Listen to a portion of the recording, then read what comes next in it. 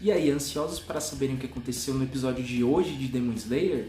Fica nesse vídeo que eu conto pra vocês. Roda a vinheta, diretor.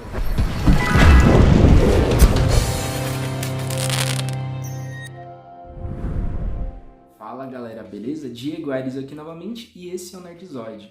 No vídeo de hoje eu vou contar pra vocês tudo o que aconteceu no episódio 11 da segunda temporada de Demon Slayer. Caso vocês não se recordem, no episódio anterior ele terminou com a Daki capturando os Zeniths. Então eu vou contar o que aconteceu após essa captura. Mas antes de eu iniciar esse vídeo, queria muito contar com vocês com a inscrição. Se você está assistindo esse vídeo e você ainda não é inscrito no canal, se inscreva no canal, isso ajuda muito nós, os criadores de conteúdo. Vocês não têm noção na ajuda que isso dá, como divulgação, que o próprio YouTube acaba fazendo a partir do momento que ele identifica que vocês se interessam por esse conteúdo e se inscreve. Outra ajuda que vocês podem dar, e é muito simples, é deixando o like. Então já aproveita, deixa o like aqui embaixo nesse vídeo para nos ajudar. E o capítulo, gente, ele começa mostrando a Konaitsu, que é a cortesã da casa Tokito. Então, assim, o capítulo ele deixa bem claro, mostrando a gentileza, como ela é gentil. Tanto que no começo do episódio já mostra ela presenteando duas meninas da casa Tokito. Ela dá 2 prendedores de cabelo para elas. Então, justamente mostrando essa doçura realmente da personagem. E aí, na sequência, a gente já tem um corte mostrando uma conversa entre uma serviçal da casa Kyogoku com o proprietário. Nessa conversa, fica bem claro que o proprietário da casa, ele sabe que o motivo da morte da Omitsu e do sumiço do Zenitsu, né, até então da Zenko, ele sabe que tem alguma coisa a ver com a cortesã Warabihime. Então isso ele fica muito claro nessa conversa. Tanto que ele diz que ele não vai procurar, que não tem interesse nenhum, que ele não quer mexer com esse tipo de coisa, porque ele sabe realmente que a cortesã é muito perigosa. E aí, dando continuidade ao capítulo, nós temos uma reunião entre o Tanjiro e o Inosuke. Na verdade, era uma reunião que foi marcada para eles reportarem todas as novidades que eles conseguiram nas investigações das casas. Então, a princípio, essa conversa ela começa com o Tanjiro, como eu disse, e o Inosuke.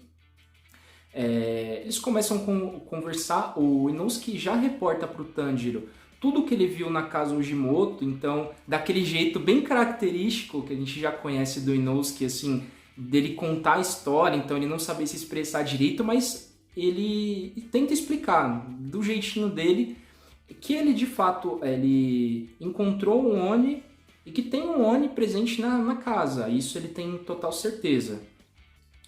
Ao decorrer dessa conversa, o Uzui ele chega, inclusive é até engraçado porque o Inosuke se surpreende, porque o Inui ele chega tão sorrateiro que ele não percebe e ele identifica, o Inosuke identifica o quão superior ele é em relação aos dois, porque realmente ele não sentiu, não demonstrou nenhum tipo de presença e ele estava lá. E aí, após essa chegada inesperada do Uzui, galera, o que acontece? Ele explica tanto pro Tanjiro quanto pro Inosuke que o Zenitsu não vai aparecer, que o paradeiro dele até então é desconhecido, ele não se reportou mais pro Uzui, e para quem assiste o episódio fica muito claro, a gente consegue ver a expressão de arrependimento do Uzui por ter envolvido os três, inclusive ele deixa isso muito claro. Talvez ele não tenha pensado claramente, ele pensou tanto em salvar as 3 esposas dele, que ele não mensurou que talvez os 3 não estivessem num nível adequado para aquela missão. Até porque estamos falando de uma missão onde tem um Oni de nível superior. Então, com base nisso, o Uzui, ele fala para eles saírem imediatamente do distrito. E aí, com essa saída deles do distrito, que o Uzui daria continuidade a essa missão. E aí, galera, após essa comunicação, né, após essa ordem, de fato, que o Uzui dá para o Tanjiro e para o Inosuke para que eles saiam imediatamente do distrito, eles permanecem conversando.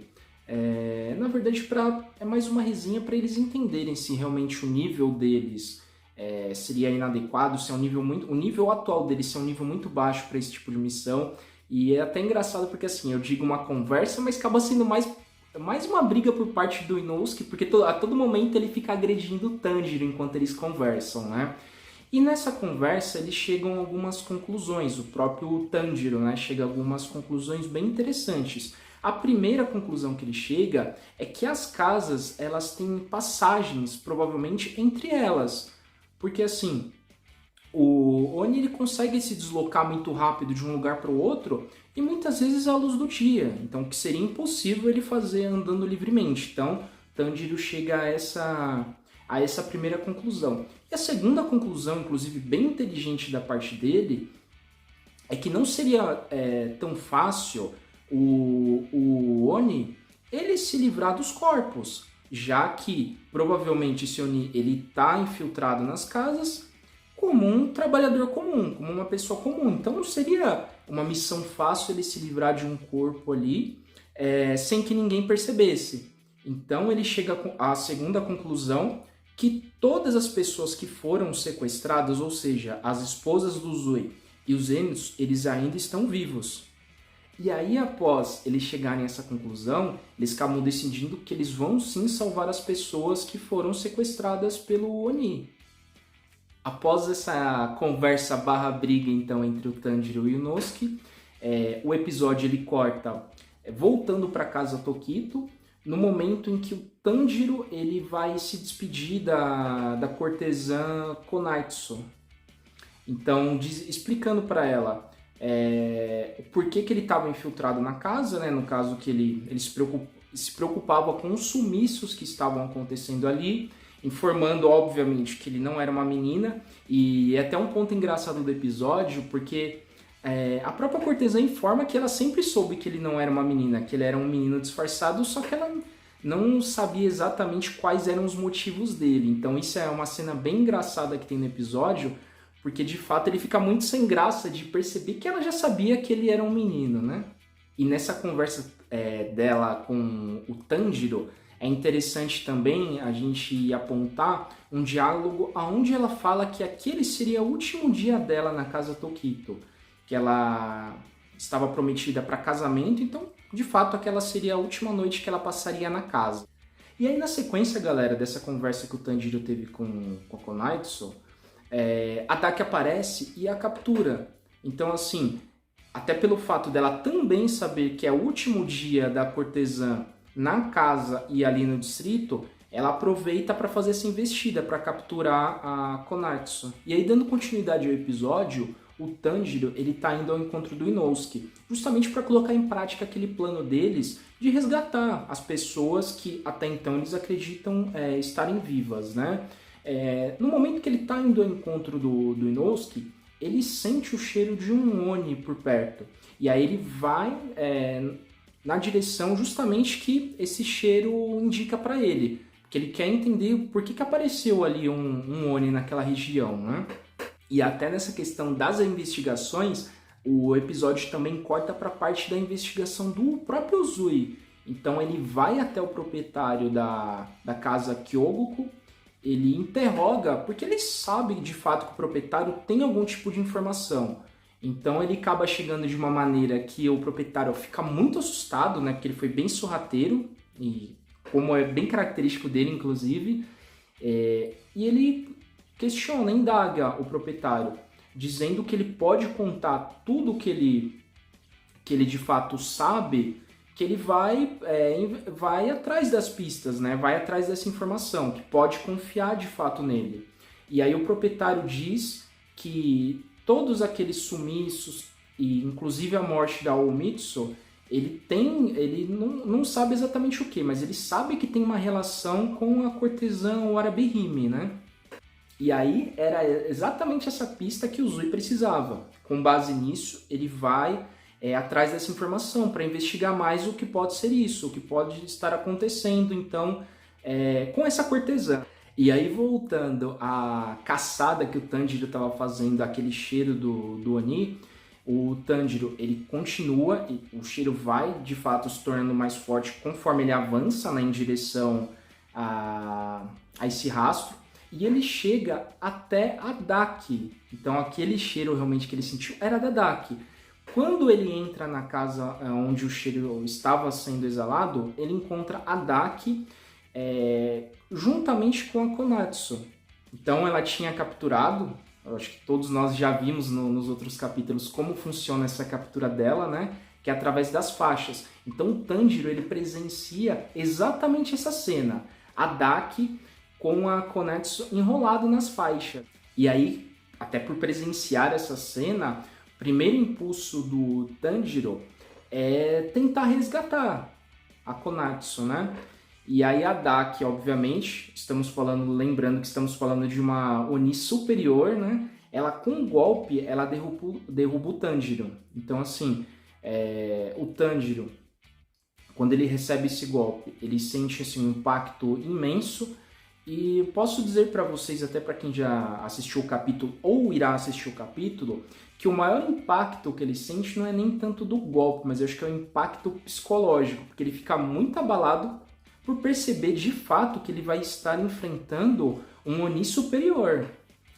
E aí nesse momento, então, que ele recebe o golpe e de fato ele fica ali caído no chão, ele começa a analisar. Então ele se acalma um pouco e começa a analisar um pouco mais da situação, do que estava acontecendo. E aí ele identifica o quê? Primeiro, qual é a arma principal da Daki, que são justamente as faixas. Ele consegue identificar que as faixas é a maneira principal que a Daki usa para capturar as vítimas. Então, por isso era tão difícil identificar dentro das casas, porque esse era o modus operandi dela, por assim dizer, né, de captura. E aí, quando o Tanjiro se acalma um pouco mais após analisar toda essa situação, analisar qual que era o tipo de arma, né, que a Daki usava, ele faz uma investida contra ela. Então ele faz uma investida, podemos dizer que a princípio foi uma investida bem sucedida, porque ele consegue cortar essa faixa dela e ele corta exatamente no espaço onde a Konatsu ela está presa. Então ele consegue cortar. Inclusive, até a própria Daki elogia ele, né? Fala que foi um corte muito bem executado. E no final do capítulo, galera, nós ficamos até com essa questão mais psicológica do Tanjiro, entendendo a situação um pouco melhor, entendendo aquela situação que ele estava de fato, acho que caindo na real, que ele estava enfrentando um Oni superior sozinho, que ele não teria o apoio nem do Zenitsu, tampouco do Inosuke, quem dirá do Uzui, e que ele teria que enfrentar aquela situação sozinho. Então o capítulo termina justamente demonstrando esse misto de insegurança que o Tanjiro está sentindo com o sentimento que ele precisa fazer aquilo. Ele sabe que ele é o correto fazer aquilo, ele enfrentar a Daki. Então o capítulo se encerra exatamente nesse conflito interno do Tanjiro. E é isso, galera. Então esse foi o resumo do 11º episódio da segunda temporada de Demon Slayer. Espero que vocês tenham gostado. E lembrando, até reforçando um pouco aquele recadinho lá do começo do vídeo, não se esqueçam, gente. Se você está assistindo esse vídeo e não foi inscrito, se inscreva no canal. Lembrando, isso vai me ajudar bastante. Já deixa o like nesse vídeo e deixa nos comentários o que vocês acham que vai acontecer no próximo capítulo de Demon Slayer. É isso, galera. Então por hoje é só. Muito obrigado e até a próxima.